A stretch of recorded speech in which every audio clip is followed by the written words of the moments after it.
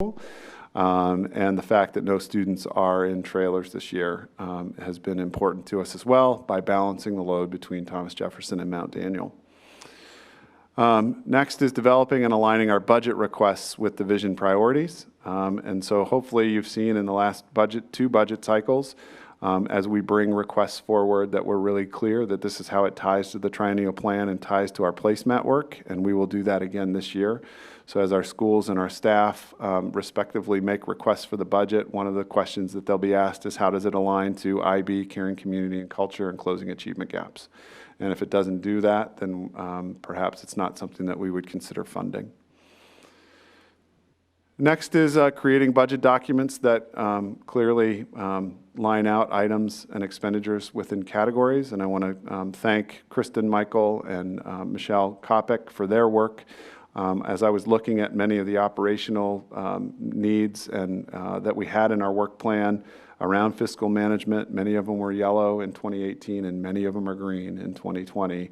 And it's because of the incredible work of Kristen Michael and her staff. And so this is one where I think she's done a tremendous job developing very transparent budget documents that have made it very easy for our community to see where we spend our money and how we spend it. And then quarterly engagement, community events, and making sure that we are engaging our community. So we have sort of a laundry list of things. You know, Sunday series we added, the pop-up registrations we added, the Family Resource Center we added. It's yellow because I still haven't been accused of over-communicating, darn it.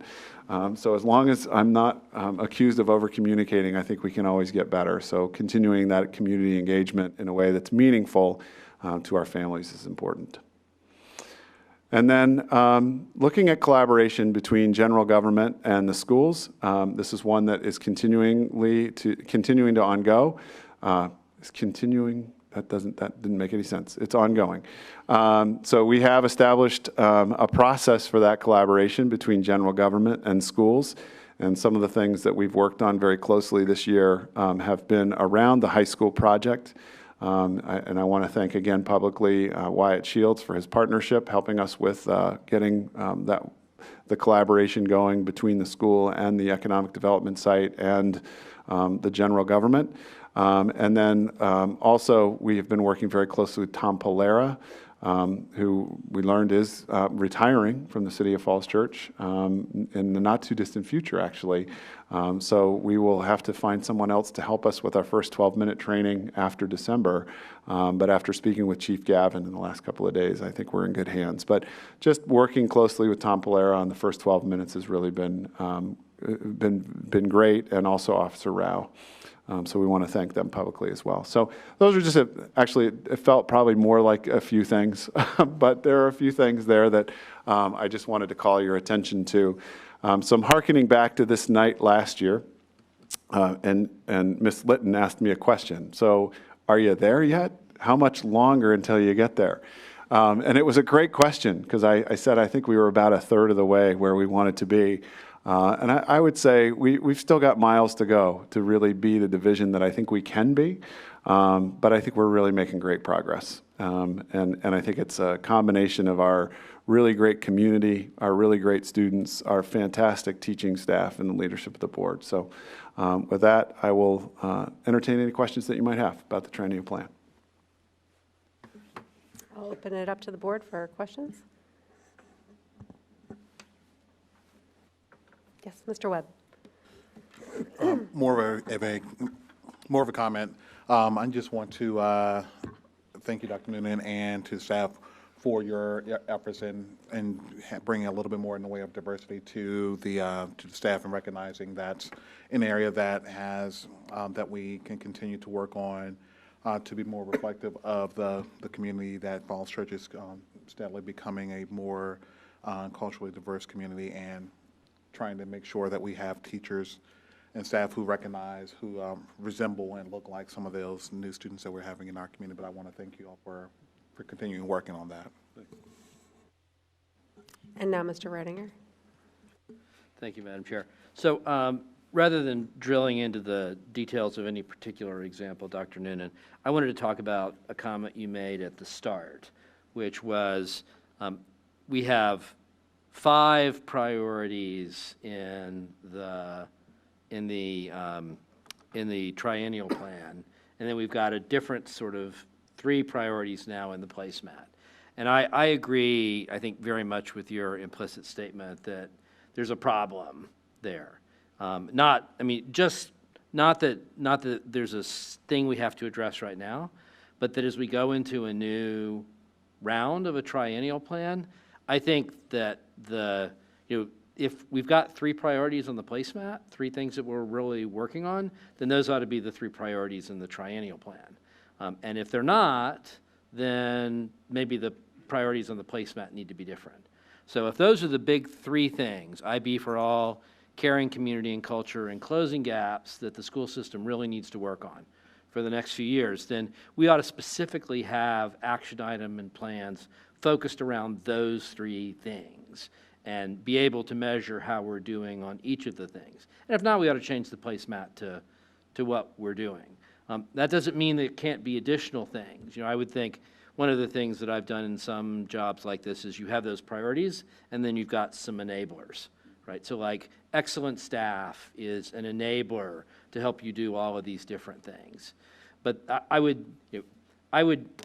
think we ought to try to have as narrow a plan as possible, and that the triennial plan ought to focus on not the steady state best practices. So if we're to green in something, at least in my thought, it wouldn't be in the triennial plan anymore. It'd be a best practice that we do and we just expect, right? These are places that we want to drive change, places where we're not starting out in green, unless we want to get to like Kelly Green. So that's just sort of my thoughts. I would kind of like a structure that says, these are the 3 things, here's the triennial plan that relates to it, here's the enablers that support all of that, where we also need to drive improvement. And I think that sort of soup to nuts clarity of vision really tells people what you're focusing on and makes them know, it helps everybody know what they need to do on a day-to-day basis to make the schools better.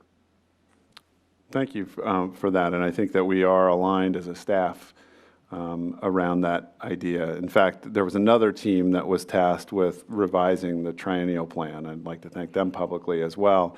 And when we were working together and I got it back, the question was, well, why can't we take the things that are green out? And I said, I really want to take the things that are green out, and they should become best practices, but let's leave them in one more year because this is the end of this triennial plan, but then we will take them out. But I do think there could be almost even an appendix that goes with the triennial plan, not to overcomplicate it, but to say, here were some things in there that we achieved that must remain as standard practice and steady state. So thanks for that. I appreciate it. And I appreciate the language of priorities and enablers. I've actually not heard that language of enablers before, and I kind of like it. Thanks. So I guess for me, it's a little surprising to realize we're at the tail end of the triennial plan, because I remember that was one of the first things that you knocked out once you started. And I just remember that back in, June or July, when you had those meetings and were rolling it out, I was so excited because I think it was the first time that we'd really had some meat behind what our goals were, mission statement. We had a document that laid out some general principles, but I think to see some meat behind it and have you elaborate on what exactly those were and drilled down. And then since then you just kept going with it, which I think is even more impressive because I've worked in a lot of organizations where they develop these plans or these missions, and then they promptly forget about them after about 6 months. So I just want to say thank you for continuing to refine this and to update it and to really look at how we can focus in on what our actual goals are and continuing to evolve our goals as well. So.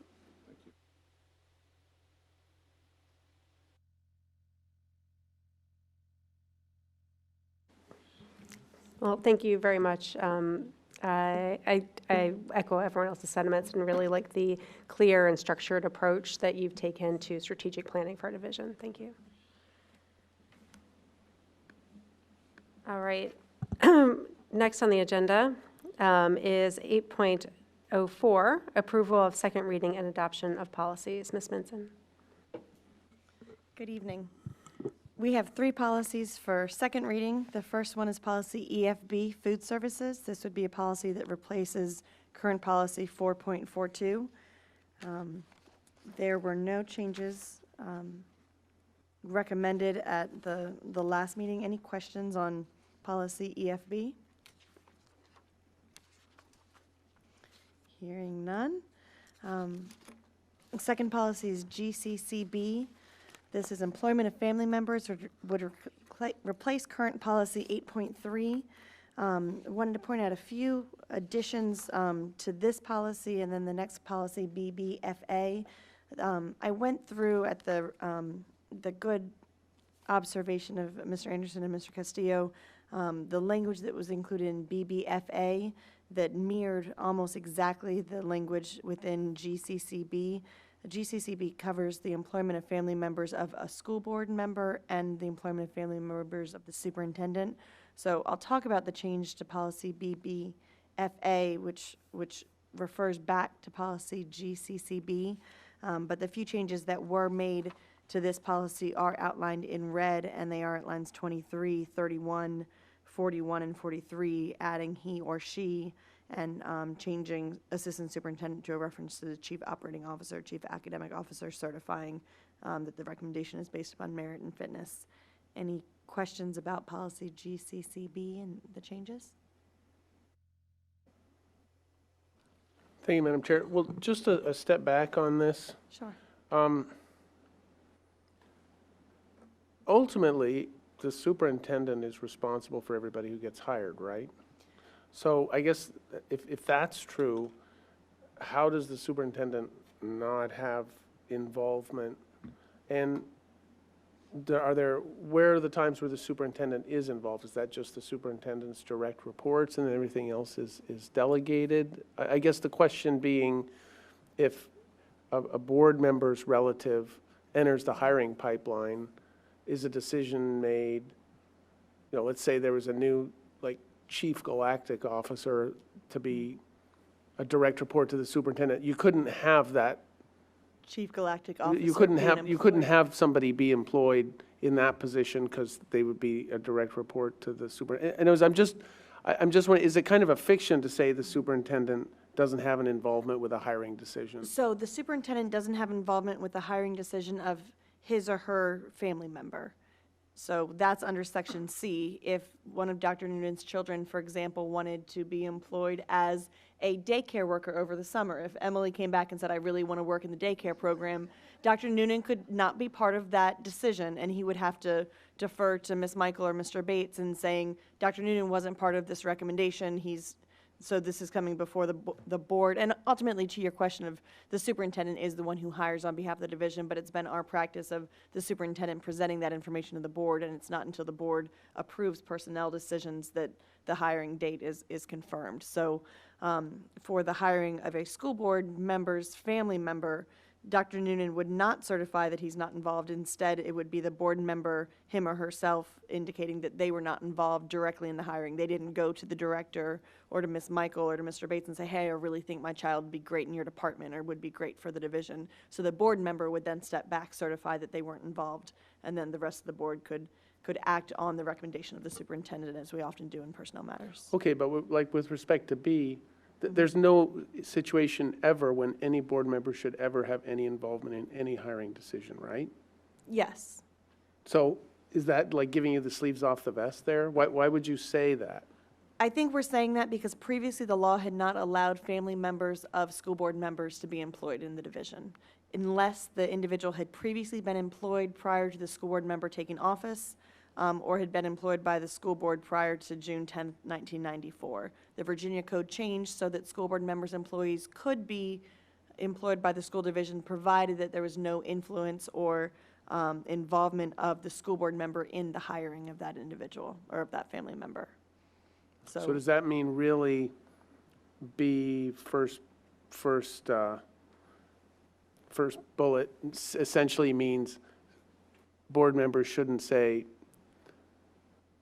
superintendent, I'd appreciate if you do me a favor, my nephew is applying for the job. Right, and that would constitute involvement. That would be involvement, right. Okay. And it's reading B, the superintendent may recommend for employment any member family members, and the superintendent then certifies to the remaining members in writing that the recommendation